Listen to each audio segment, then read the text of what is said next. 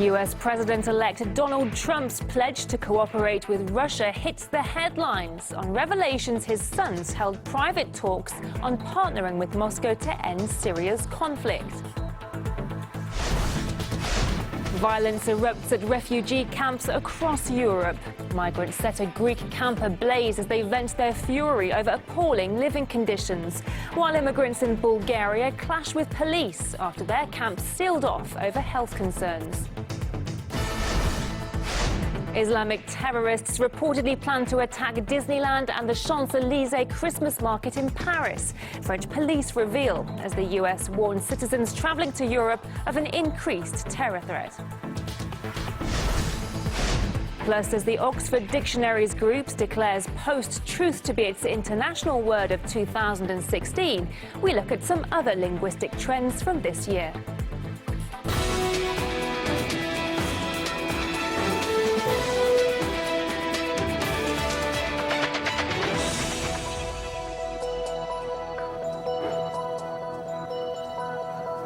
It's midday here in Moscow. You're watching RT International with me, Nikki Aaron. Thank you for joining us this hour. As President-elect Donald Trump prepares to take office, he's once again causing a stir in Western media. Reports are emerging that his son discussed a, quote, way to cooperate with Russia to end the Syrian conflict. This came during private talks in Paris last month. Trump Jr. reportedly joined an event for diplomats, business leaders and politicians, hosted by a Western think tank, the Center of Political and Foreign Affairs. Well, RT spoke to event co-host Randa Kassis, who's also a Syrian opposition group leader.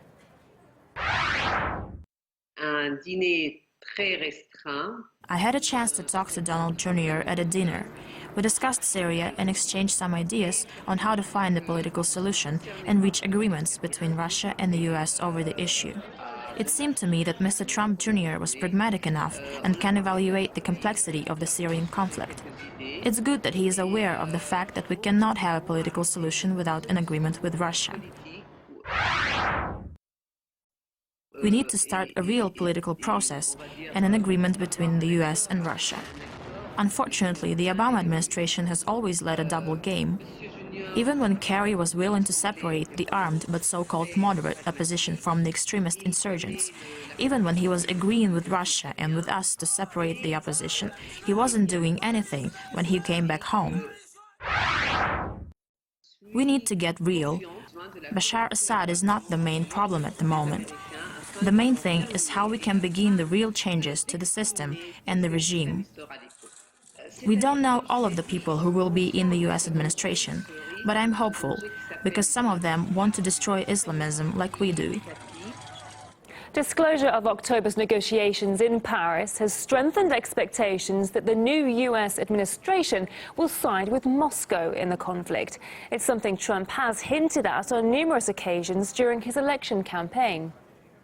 It would be so great if we could get Russia on our side and other countries on our side and knock the hell out of ISIS. I believe an easing of tensions and improved relations with Russia from a position of strength only is possible, absolutely possible. And I would get along with Russia, and I'll get along with Putin, and he's not going to make us look bad anymore.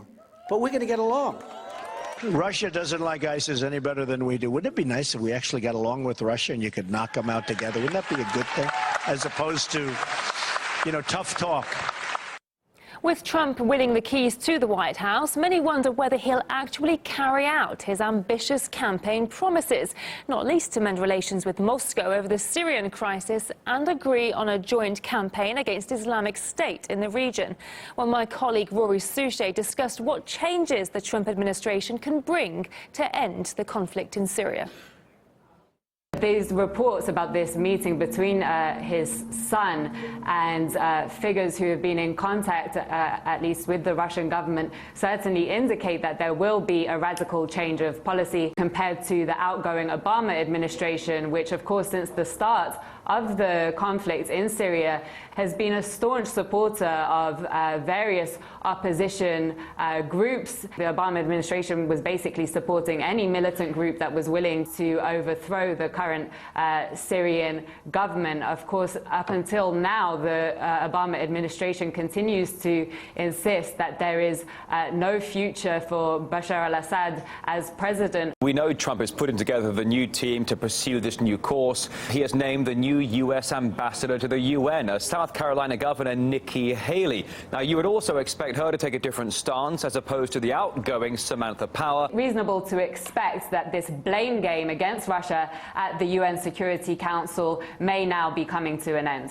Russia is illegally occupying part of somebody else's country, your country. Stop pretending you are not doing what you are doing. Russia has tried to deny justice, regime and Russian terror. What you just heard from the Russian ambassador showed more imagination than Tolstoy or Chekhov.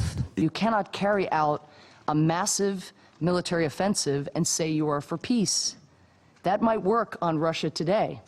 And they're calling this emergency meeting? Really? Now, because of a single airstrike. And Lizzie, what do we know about Trump's new pick for the job? How different do you think she is going to be from her predecessor?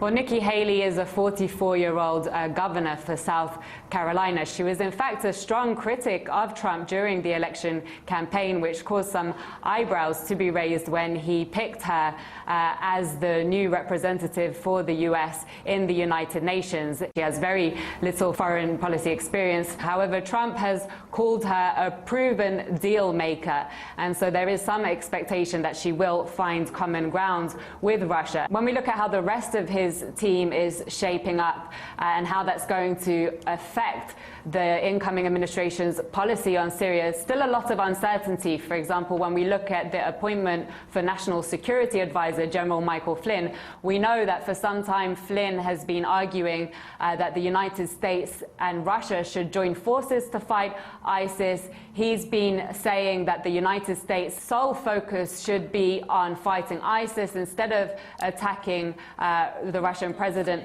Vladimir Putin. And this is generally reflective of what we're seeing so far from Trump's team, that it's open to re-engaging with Russia, however, still quite hostile to some of the Syrian government's other allies. So while there are radical changes expected here in Damascus from the incoming administration, still a lot of uncertainty about how that's actually going to change the situation here on the ground in Syria.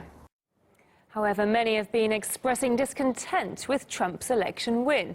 Green Party former presidential candidate Jill Stein joined the opposition, warning that a Trump presidency will only deepen the crisis in U.S. politics.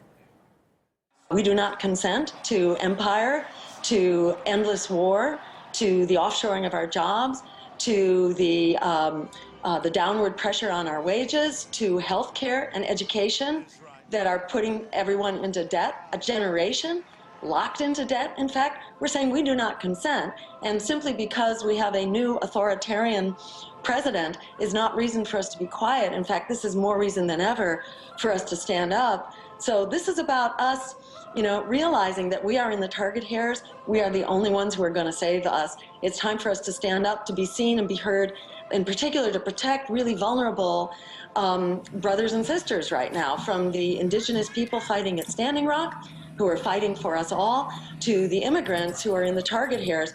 If they put out a registry for Muslims, that's the time for us all to register. We need to throw monkey wrenches into the wheels of destruction that are accelerating under this president.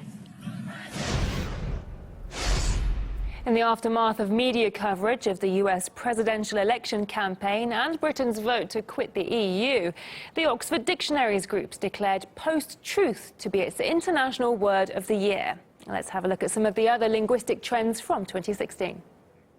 A new world deserves a new word: post-truth. It's Oxford Dictionaries' word of the year, and you'd better get used to it. It means relating to or denoting circumstances in which objective facts are less influential in shaping public opinion than appeals to emotion and personal belief.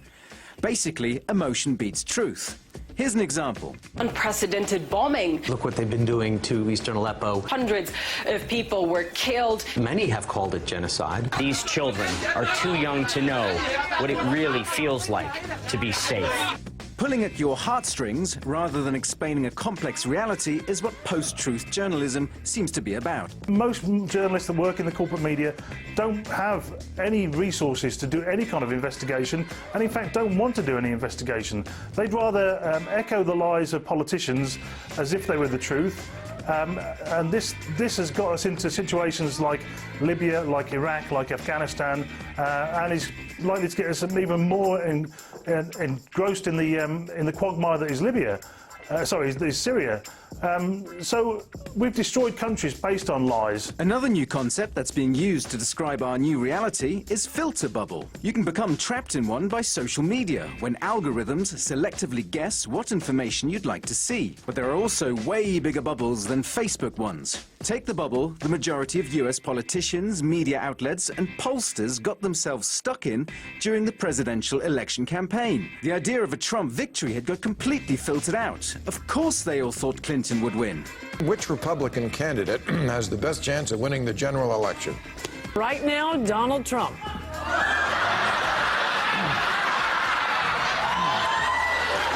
Clinton today is more likely to win. Hillary Clinton's going to win in a landslide. We could be talking landslide. Liberal media so upset, visibly upset, about Donald Trump's victory. You're awake, by the way.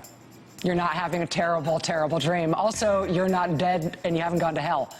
This is your life now. This is our election now. This is us. This is our country. It's real.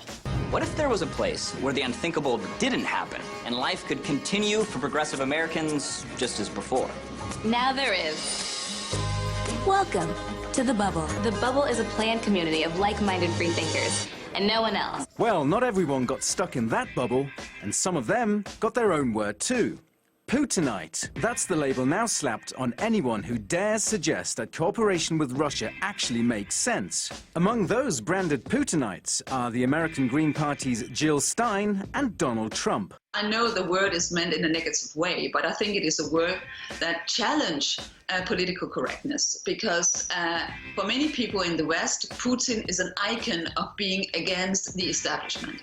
So I really hope that conservative people in the West who agrees with what Russia's doing, and there are actually some that do, that they would take this expression to heart and use it. I mean, I think it's wonderful. Let's go Putinize. I think it's really a wonderful expression. I was very overwhelmed to see that, and I thought it was great. European Parliament Chief Martin Schulz is leaving EU politics. He plans to step down as from one of Brussels' most powerful positions to seek a seat in the German Bundestag, fueling speculation he might battle Angela Merkel for the chancellorship in next year's elections. RT's Miguel Francis Santiago takes a closer look at Schulz's legacy. Martin Schulz, the outgoing president of the European Parliament. How will we remember him? Well, when he took on his job, this is the welcome he got. I was musing this morning. I was thinking, what kind of President Schulz are we going to get? Snarling, angry, unable to control his temper, intolerant of anybody with an alternative point of view. And there was certainly no love lost between Farage and Schulz further down the line. I'm actually one day I'm going to walk across the chamber and punch him. I really am. And it seems one of the other interesting qualities of Mr. Schulz is his intolerance of anyone with an alternative viewpoint. In meinen Augen ist Herr Strache ein Nazi, das wiederhole ich auch gerne. Oder Herr Le Pen in Frankreich, in meinen Augen auch ein Faschist. But it doesn't end just there. Apparently, Schulz has been excessively overstaffed.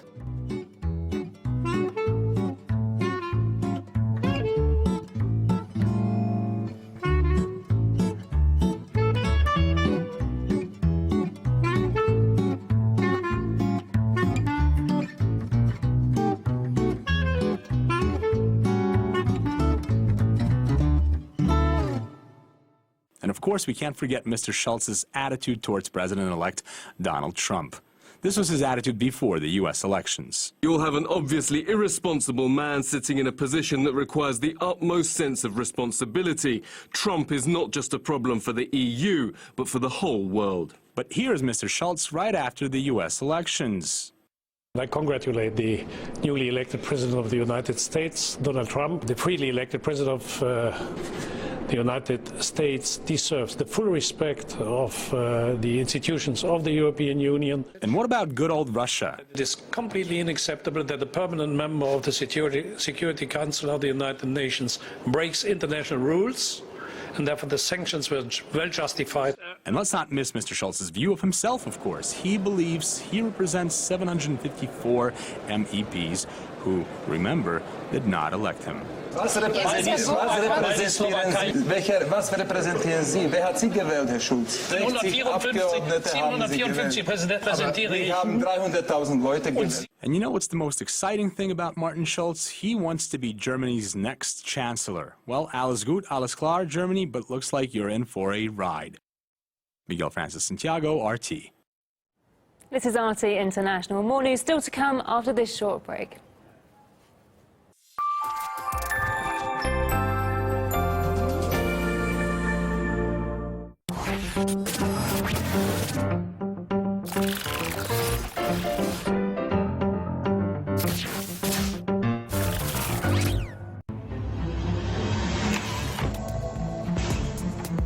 I'm Tom Harpin, and I'll give you what the mainstream media can't, the big picture.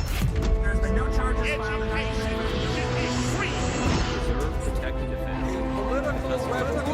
And when you question more, you find what you're looking for. This is the legislative branch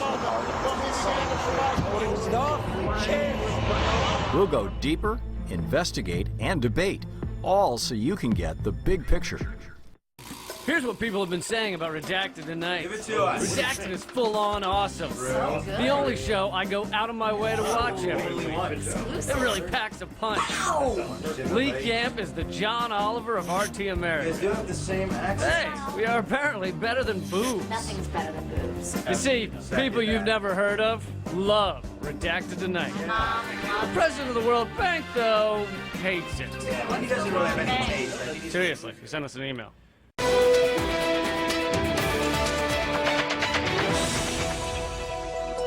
Welcome back. 2 refugees have died in a fire started at a Greek migrant camp.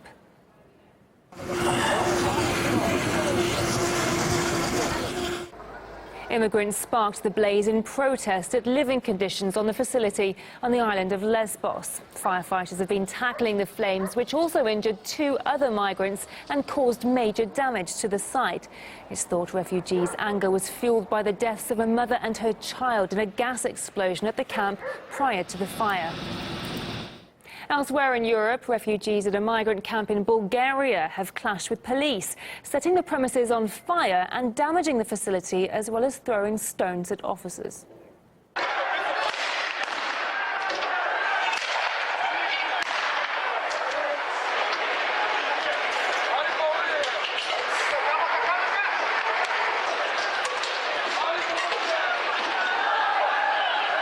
Police responded with rubber bullets and water cannon. Around 1,500 refugees rioted in Bulgaria's largest camp, leaving dozens of officers injured. Hundreds of protesters have been arrested. It comes after authorities moved to seal off the camp in the southern town of Harmanli. That followed reports of a skin disease outbreak among immigrants. European Parliament member Angel Jambadsky this week warned of the health risks to the wider population. People of Harmanili want to live in safety. They don't want to be made ill by some sickness which was around 100 years ago, carried by some Afghan farmer. People do not want to meet these people at night. The Harmanli camp currently houses 3,000 refugees, many from Syria, Iraq and Afghanistan. The population of the town itself is only around 18,000, some of whom fear infection.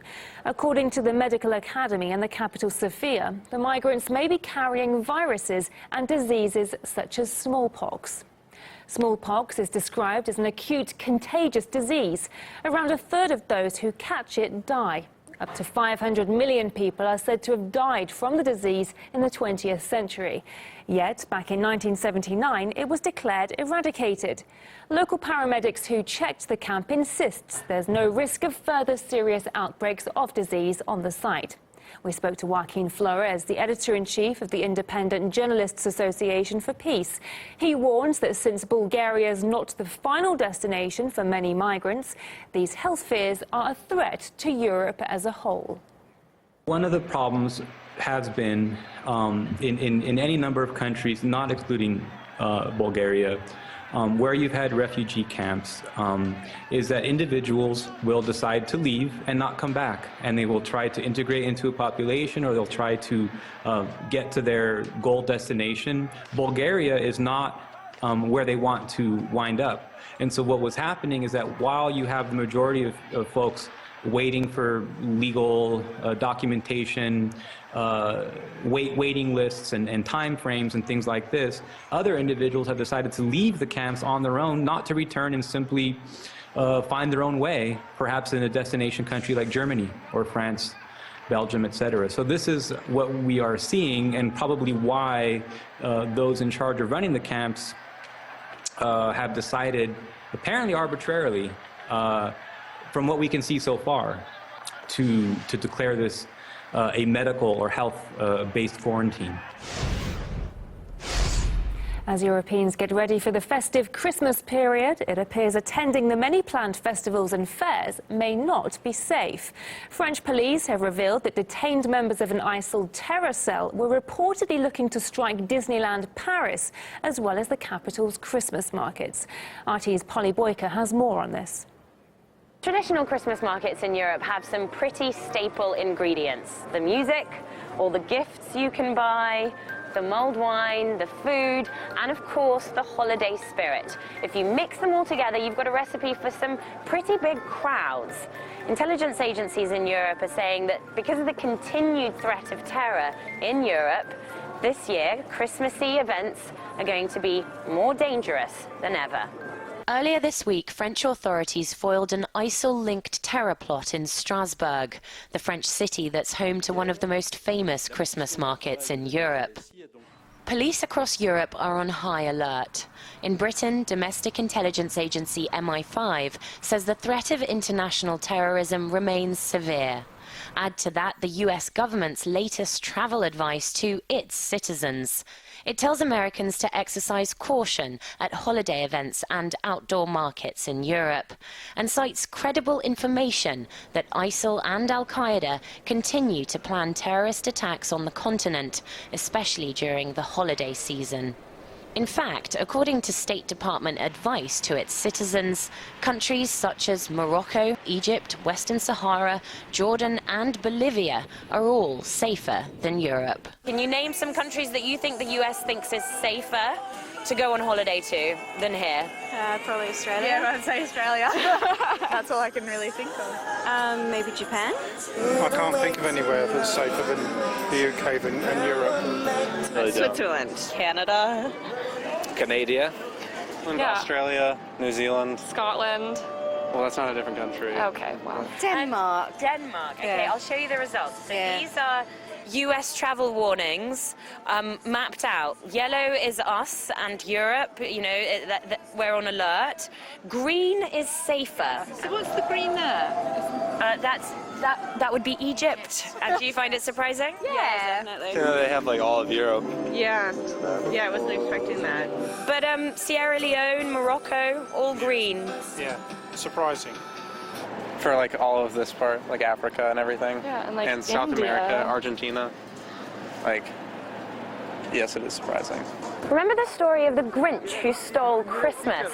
Well, generations of kids have grown up and realized that he didn't exist. But this year, Europeans are having to consider a more tangible threat lurking in places like these. At least 100 people have been killed and dozens more injured in a suicide truck bombing at a petrol station in Iraq. The attack took place near the town of Hilla, some 100 kilometers south of the capital, Baghdad. Islamic State says it was behind the attack. According to police, an oil tanker rigged with explosives tore through the petrol station, destroying surrounding buildings, including a restaurant popular with tourists. The target was said to be Shia Muslim pilgrims whose vehicles were parked nearby. They were returning from their annual pilgrimage to the holy city of Karbala. Sayed al-Mutalabi of the Baghdad Security Council fears more attacks are likely as long as ISIL continues to flourish in Iraq. This has been expected. But unfortunately, the highways that connect between Iraqi cities were not very well protected, which led to this atrocity, latest atrocity. But definitely, while ISIS exists in Iraq, there will be more such tragedies and there will be more attacks against civilians. It is quite dangerous for those killers to again find their way into Europe and other countries. They're great, many of them from Turkey, from other destinations, that their return, their escape from Iraq alive will allow them to go back into European cities and even further afar from Europe. This is RT International. Up next, we look at why the massive transatlantic trade and investment partnership deal is sparking a scandal across the world.